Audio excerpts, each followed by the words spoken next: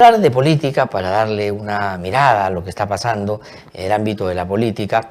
Hemos invitado a Luis Benavente, él, como ustedes saben, es un reconocido analista, es director de Vox Populi y tiene la gentileza de vez en cuando venir a nuestros estudios para hacernos o alcanzarnos sus reflexiones sobre lo que está pasando en nuestro país. Luis, ¿qué tal? Qué gusto saludarte. Gracias por venir a conversar con nosotros. Buenos días, gracias. Bueno, comencemos por esto último, ¿no? Héctor Becerril se queja de que el presidente de la República ya, y el ministro y el primer ministro están permanentemente diciendo o metiéndose en el proceso electoral. Y él entiende que meterse en el proceso electoral es hacer un llamado a la sociedad que vote de buena manera, que escoja a los mejores y que pues no se repita la lamentable historia que tuvimos hace no mucho cuando se tuvo que disolver, cosa que institucionalmente es una salida pues muy dramática institucionalmente, cerrar el Congreso de la República. Creo que hay que entender con más claridad los límites de la separación de poderes. Ajá. Yo recuerdo hace unos 10, 12 años, no lo recuerdo con exactitud, el jefe del gobierno español, Aznar, pidió que ETA sea separado, sea declarado clandestino, porque habían detectado que, y ese era el argumento jurídico, que fondos públicos, pero ETA no, sino el partido político que tenía ETA, el brazo político que tenía ETA, se ha separado porque habían descubierto que los fondos públicos asignados a ese partido eran usados para fines y actividades terroristas. Entonces, es un argumento suficiente y eso hizo el Poder Judicial español.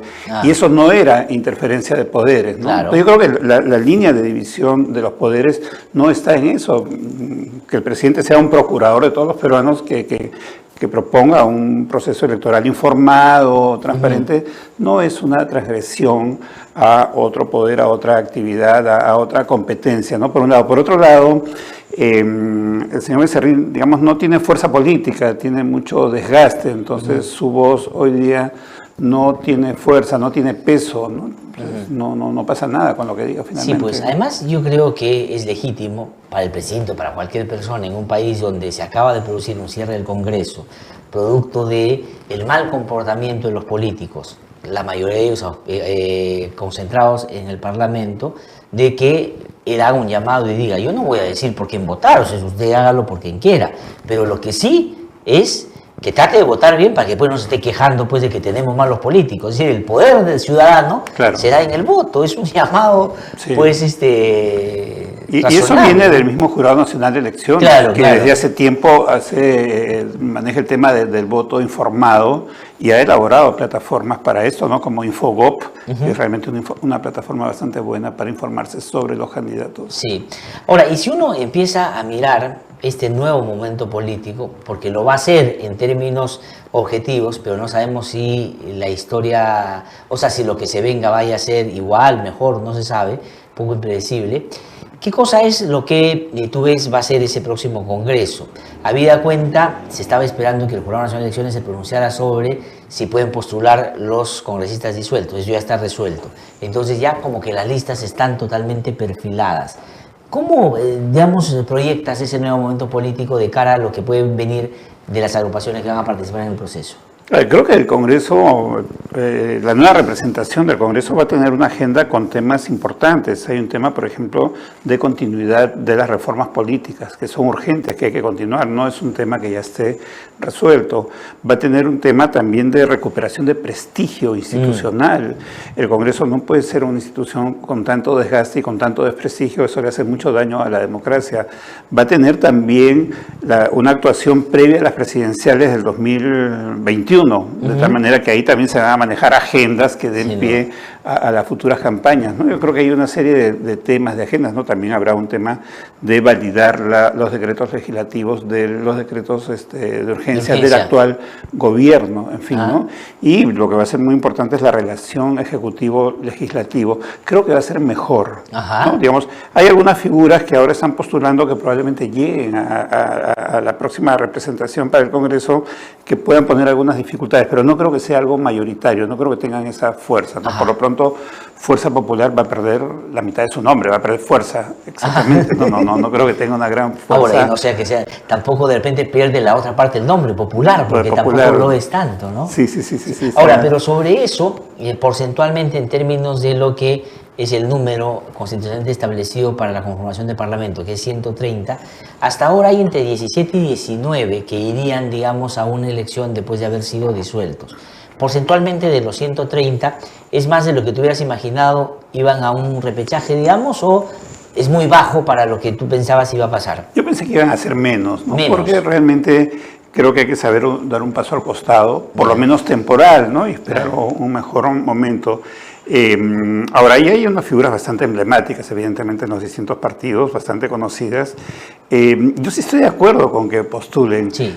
Me parece válido el criterio de que están completando un periodo, ¿no? Sí, es un nuevo periodo, ¿no? Por un lado. Pero por otro lado, políticamente, quienes detestan al antiguo Congreso, a esos representantes, es conveniente que postulen, porque entonces los van a tener durante 1 año y medio y ya no los van a tener en 2021 por 5 años, ¿no? Entonces, en términos de conveniencia, es preferible, por un lado. Por otro lado, en campaña les van a sacar la mugre, te aseguro. Es más, ya están los memes muy fuertes, muy feos, ¿no? Entonces se están exponiendo a contracampañas fuertes, por un lado, pero por otro lado también tienen posicionamiento, o sea, tienen un pequeño bolsón de electores cada uno de ellos, los cuales puede permitir llegar al Congreso. Ahora, efectivamente, por los nombres, sobre todo de aquellos que los partidos se han encargado de poner en el número 1, es un poco la idea que tienen de lo que podrían ser esos pequeños bolsones que lleven a uno que otro al Parlamento, ¿no?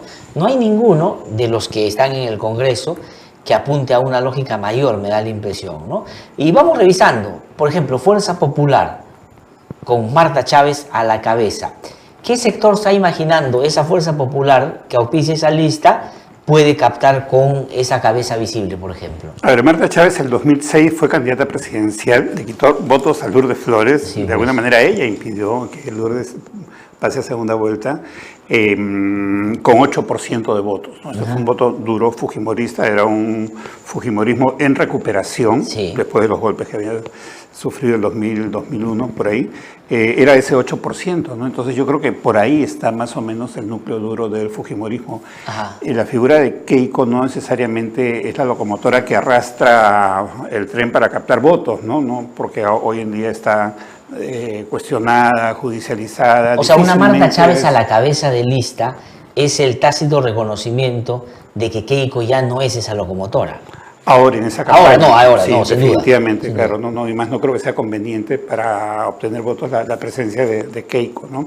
Ni tampoco este show que está haciendo el marido, Vito, ¿no? Que está advirtiendo de hacer huelga de hambre, etcétera. No va a lograr el efecto porque el rechazo es demasiado grande. Sí, y bueno, en la misma lista repiten algunos, pero ahí la novedad, digamos, porque sí es verdad que el fujimorismo entró en un dilema en los últimos tiempos, ¿no? Hay más de uno, pero dos, digamos, que fueron importantes. Uno, digamos, si es que había sido no un error buscar desvincularse de los 90, ¿no es cierto? Porque el retorno a Marta Chávez, el reconocimiento de que hicimos mal, debimos siempre ir con los duros y de pronto nos iba mejor. Eso por un lado. Pero de otro lado dice, si ese hubiera sido el razonamiento, ¿por qué Bartra se ha ido? Porque Bartra era lo más cercano a los 90 en su dureza y en su comportamiento. ¿Cómo ves eso que parecería una paradoja? Claro, el aparente arrepentimiento de no haberle dado espacio a estas figuras noventeras en las elecciones de 2016 es que varios de ellos les crearon problemas, como Yesenia Ponce y otros congresistas cuestionados, o varios de ellos le sacaron la vuelta, como Salaverry y otros, ¿no? Siendo presidente del Congreso, llegó al Congreso, a la presidencia, gracias a Fuerza Popular, ¿no? Entonces, ellos tienen, yo creo que ahí una especie de trauma fuerte, definitivamente, y eso se nota claramente en la presencia de Marta Chávez, que es, creo, la figura más emblemática, fue presidenta del Congreso hace unos 20 años más o menos, es la figura más emblemática de los fujimoristas noventeros, ¿no? Entonces, sí, claro, o sea, es una reivindicación de los 90, o sea, digamos, no podría verse de otra perspectiva. Y la salida de Rosa Bartra a buscar, digamos, una carpa distinta, una agrupación que la albergue, claro, Solidaridad Nacional muy rápidamente le ha abierto la puerta. ¿Qué significa en términos de alguien que inclusive se llegó a decir que podía ser la candidata a la presidencia del fujimorismo, por la dureza como se había desempeñado en los últimos tiempos? No, no lo entiendo aparentemente. La mayor explicación puede ser que eso se deba a una fricción interna, hipotéticamente, entre Marta Chávez y Bartra. Aunque han sido asesora la una de la otra. Sí, claro, o algún roce interno, algo interno, ¿no? Porque a Bartra se le notaba muy identificada con el fujimorismo, muy representativa del fujimorismo, y no estaba, digamos, dentro del sector de fujimoristas congresistas más cuestionados, tipo Becerril, tipo Yesenia Ponce, no estaba dentro de los que daban la pelea y tenían, a pesar de diferencias políticas, ideológicas con ella, tenían más reconocimiento público, ¿no? Podía continuar ahí. Yo no llego a entender del todo que se haya ido de Fuerza Popular. Claro, porque, digamos, lo que sí se dijo, y hay personas que han escrito sobre eso, que en algún momento hubo una disputa interna, parece que muy intensa, entre los que querían seguir impulsando la línea de Rosa Bartra, que era con dureza ir contra el gobierno, inclusive archivar y tirar al tacho la propuesta de adelanto de elecciones, y otros que, digamos, habían empezado más bien una línea de conversación con el Ejecutivo para buscar otra salida, y que al final ella precipitó la salida más dura. Entonces, si uno diría, la sacan porque ella la llevó por el camino duro y ese fue inconducente para sus objetivos, claro, la Fuerza Popular que se quedaba tenía que haber sido no tan dura, pero ponen a Marta Chávez, entonces es verdad que es inexplicable. Y ahora, ¿cómo le va a ir a ella en Solidaridad Nacional? Porque la están poniendo como uno pensando que va a ser una locomotora, junto con Jenny Vilcatoma.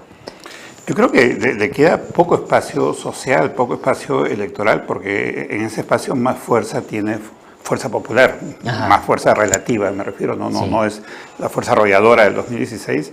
Ese espacio no es tan grande en este momento, ¿no? Yo creo que hay un sector del Perú que está en contra de esas posturas políticas, que es mayoritario, ¿no? La cancha estuvo trazada con la pretensión de adelantar elecciones, con la disolución del Congreso, y ahí vemos un 80% del Perú que está de ese lado, que no es el lado de Bartra. Yo creo que lo que van a disputar es el otro 20%, ¿no? Y también es un escenario un poquito competitivo para un porcentaje que es solo un 5% del voto, si es que seguimos una aritmética simple, un 2 más 2. De acuerdo. Ahora, si bien es cierto, este proceso del 2020 se va a jugar con las reglas antiguas, y las agrupaciones que no pasen el 5% o las que van en alianza, el 5% más un punto por ciento por el partido aliado adicional, no van a perder la inscripción si pierden. O sea, es decir, si no pasan la valla no la van a perder. Pero al margen de que la pierdan o no, ¿cuál es tu lectura sobre quiénes sí la van a pasar? Digamos, cuáles van a ser las agrupaciones que van a tener dificultades para aquello. Yo creo que la cancha está trazada por Odebrecht, por Lavallato, definitivamente, ¿no? Creo que los partidos cuyos líderes han estado cuestionados, judicializados, en prisión, en investigación, en fiscalía o suicidados, lo que sea, por estos casos, por Lavallato, por Odebrecht, o por casos de corrupción muy notorios en los últimos tiempos, son partidos que no tienen futuro electoral inmediato, por lo menos porque para el 2021 podrían cambiar las cosas. Y eso no es novedad, porque eso ya pasó el 2018 en octubre. Estos partidos no tuvieron voto, fueron los perdedores. Sí, pues. ¿De acuerdo? Los otros partidos son los que tienen más opción. Ahora, dentro de eso vamos a ver quién tiene más base social, quiénes tienen más arraigo, quiénes hacen mejor marketing político, quiénes hacen mejor comunicación, quiénes tienen líderes que realmente arrastren. El rol de los líderes de los partidos, que independientemente que estén o no en las listas, desde afuera van a tratar de arrastrar igualmente, ¿no? Entonces ahí hay, creo que, una clara división, ¿no? En el primer sector están los partidos que ya conocemos, está Fuerza Popular, Partido Aprista y otros partidos donde los líderes están comprometidos, Perú Posible, ahí está Solidaridad, ahí están un conjunto de partidos, ¿no? Al otro lado está Acción Popular, está el Partido Morado, está Alianza para el Progreso, está el Frente Amplio, independientemente del... El PPC, que digamos también ha lanzado ya una línea, aunque tiene algún nivel de vínculo y compromiso con Odebrecht también, a propósito de dos figuras importantes como Lourdes Flores y Canepa, que estuvo muy asociado a ellos también. Sí, ¿no? Yo creo que ahí estaría, ¿no? Y entonces, quienes no estén tan nítidamente asociados a Odebrecht, que en su ámbito más amplio y comprensivo tienen, digamos, una relativa ventaja. Yo hablaba, perdón, de los líderes, de los partidos, de los líderes comprometidos, de los líderes de estos partidos, ¿no? Porque el compromiso no es partidario, es individual, ¿no? La responsabilidad penal, etcétera. No, sin duda, pero digamos, la lectura es partidaria. Me atrevería yo a decir que efectivamente, si bien puede ser por la contaminación del líder en actos de corrupción, pero mancha de todas maneras al partido. Es decir, hay mucha gente que va a decir, ese es el partido que estuvo vinculado a la corrupción. Pero si separamos, digamos, ese es un par de aguas. Vamos por un lado con los contaminados por Odebrecht, etcétera. Y por el otro lado, los que no tanto o no. ¿Qué otro elemento de este grupo, de los que ya no están vinculados, puede beneficiar a algunos? El logo, la trayectoria, no sé, los liderazgos, ¿qué cosa va a marcar? Creo que muchas veces este tipo de análisis se hacen al margen de la campaña misma, ¿no? Entonces hay que ver que se ponga en marcha la campaña, hay que ver qué elementos funcionan, etcétera, ¿no? Por ejemplo, el 2016, el 2018, había algo muy fuerte en Acción Popular, que era la marca, el branding. Esa lampa tenía una fuerza, porque era además una lampa que tenía sentido en una sociedad donde predomina mayoritariamente el pensamiento mágico religioso, el tiempo circular, etcétera, ¿no? Entonces la lampa vuelve, Belaúnde vuelve, en fin, ¿no? Lo que fue un error en el caso de Paniagua en su momento cuando postuló a la presidencia, porque no postuló con la lampa, ¿no? ¿Te acuerdas que postuló con el check? Sí, claro. Y además, el 2018 es muy claro. En una encuesta que hicimos en Voz Populi, un mes antes de la elección, hoy alcalde Muñoz tenía 3% de voto y la lampa Acción Popular tenía 5% de voto. Entonces la lampa estaba arrastrando y luego la lampa ganó en distritos donde, mira, yo vivo en un distrito donde ganó un candidato que yo ni sabía que era candidato, y era de la lampa y soy una persona más o menos informada de política. En mi distrito también. El alcalde de mi distrito estaba jugando fulbito ese día tranquilo, tiene la idea de que no iba a ganar y ganó. Claro. Y eso viene de atrás, ¿no? En algún momento Belmont, el año 89, hace 30 años, creó el movimiento Obras, puso el arbolito y el arbolito ganó en distritos donde no tenía candidato, ¿no?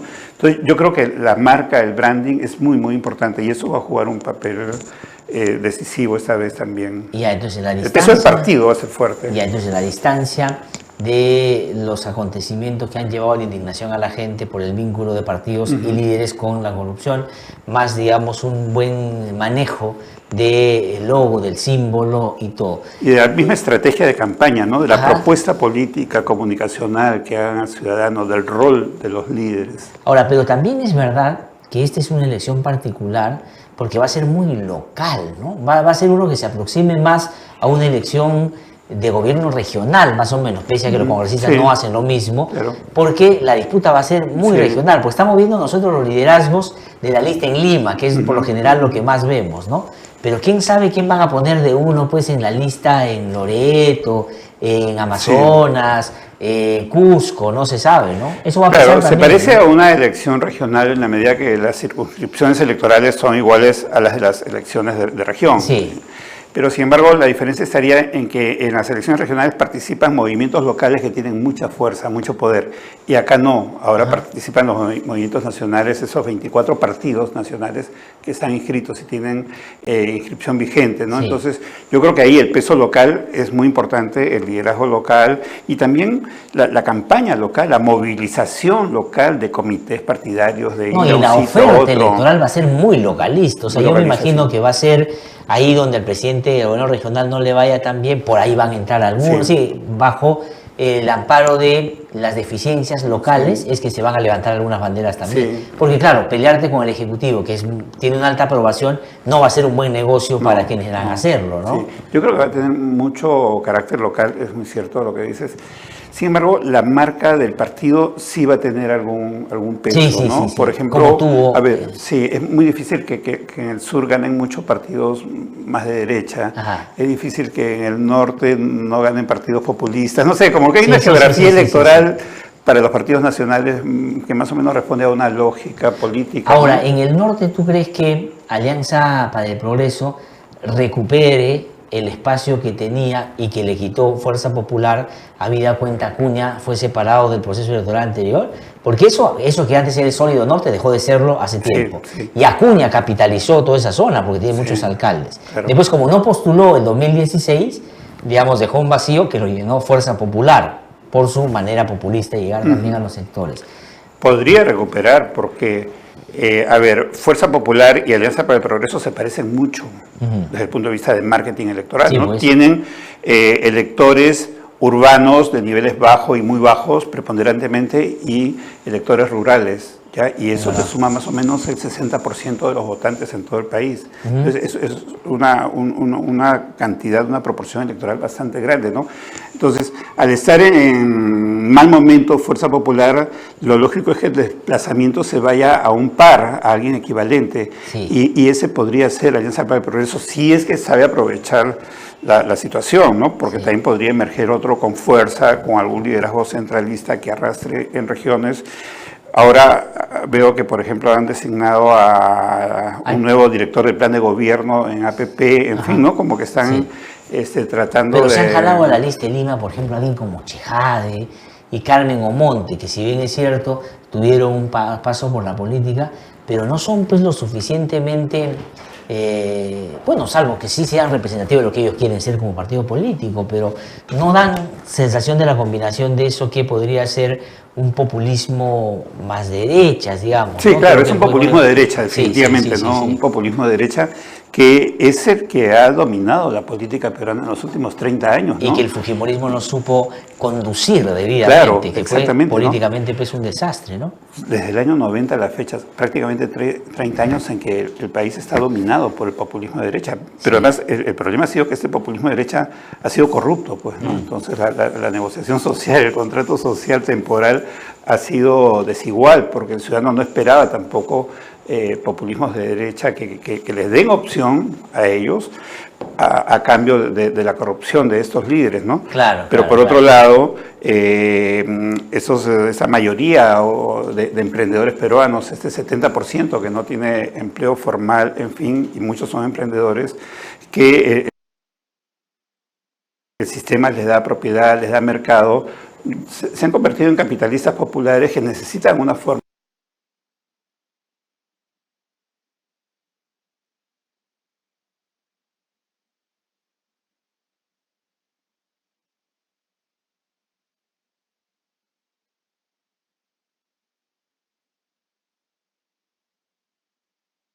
de expresión política, pero no tiene la capacidad de negociar políticamente. Claro, ya llegaríamos a un nivel de análisis más complejo en este caso, ¿no? Claro, pero digamos, no ha funcionado eso que de pronto el fujimorismo creía que no iba a ser importante. Es decir, yo te doy una representación, entre comillas, de esa emergencia popular desde una lógica de mercado, inclusive con altos niveles de informalidad, pero a cambio tú me dejas hacer las fechorías que yo quiero. Claro. Eso se ha roto, entonces la gente ha dicho, claro. O sea, sí me interesa eso, pero digamos, sin ladrones arriba, un poco la elección. Y con la actual crisis se ha roto eso, buen enfoque. Luis, tengo que terminar lamentablemente, pero quería preguntarte algo.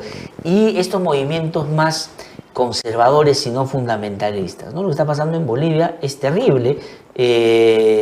Digamos, ya con Evo y su pretensión de ir más allá de lo que la Constitución establecía a una reelección, ya era un problema que lo ponía en un camino pues autoritario. Pero lo que ha pasado después de su salida no es mucho más auspicioso, ¿no? Esta Yanina Áñez, digamos, es como más o menos Tamara Arimborgo, o sea, ha salido con su Biblia y ha dicho, y Camacho, que es el que ha emergido. El Bolsonaro boliviano. El Bolsonaro boliviano, que, digamos, anda con su Virgen y su cruz y que dice, Dios salvará a este país, o sea, digamos... Bueno, y el éxito de Vox en España, hace 3 días, el domingo, en las elecciones. Es verdad, y en Inglaterra, y bueno, Bolsonaro... Marine Le Pen tuvo el doble de votos que su padre en las últimas elecciones de Donald Francia. Trump, en fin, pero mi pregunta es, ¿aquí cómo se va a manifestar eso? Acá no hay algo visible, me parece, o por lo menos contundente, notorio, ¿no? Yo creo que hay, en general, una demanda de radicalismo en el mundo que ha aumentado, lo pongo en esos términos, como una demanda social, porque tiene algún sentido, ¿de acuerdo? Hay cuestiones pendulares también, ¿no? Y el caso de Europa es distinto que América Latina, las motivaciones son diferentes, ¿no? Pero sí hay una demanda de radicalismo, y dentro de eso, una particular demanda de radicalismo de derecha. Acá en el Perú, no veo un equivalente a Camacho, a Bolsonaro, a Vox, a a Marine Le Pen, Sí. a cosas que están pasando en otro, o a Trump, ¿de acuerdo? No hay a la vista, pero sí creo que puede haber el espacio para Ajá. esto, ¿no? Donde podría haber una figura tipo Philip Butters, por Ajá. ejemplo, ¿no? Porque él es fuerte Ya. y entonces Pero atiende a Bolsonaro, esas ese es maneras. bolsudo. Ya, pero tiene ese perfil, efectivamente. Claro, ese es el perfil, ¿no? Ese es el perfil. Pero claro, no se va a expresar con esa nitidez en esta elección. De repente al 2021, dependiendo cómo le vaya a este nuevo Congreso también. Ahora es que van a estar como dispersos, Claro. ¿no? Cada uno va a tener Sí. como su... Pero es cuestión también de marketing electoral, ¿no? Porque entonces alguien tiene que ver ese nicho y decir, caramba, yo entro ahí y hacer un poco de estudio de mercado, de opinión pública, y van a ver que ahí tienen un sector, no para ganar el gobierno, pero sí para lograr un espacio social. Claro, porque te radicalizas, con ese discurso radical ganas un espacio y después te vas un poco al centro y amplías el espacio, y esa es la fórmula que han usado muchos políticos a lo largo de la Sí, historia pues. de las elecciones. Sí. Luis, interesante. Muchísimas gracias como siempre por venir. Gracias, Creo que gracias. nos ayudas con algunos elementos que hay que ir incorporando pues, en el análisis y vamos a tener la oportunidad de seguir conversando, por supuesto. Gracias por la Muchísimas invitación. gracias. Ha sido Luis Benavente entonces de Vox Populi que ha conversado con nosotros.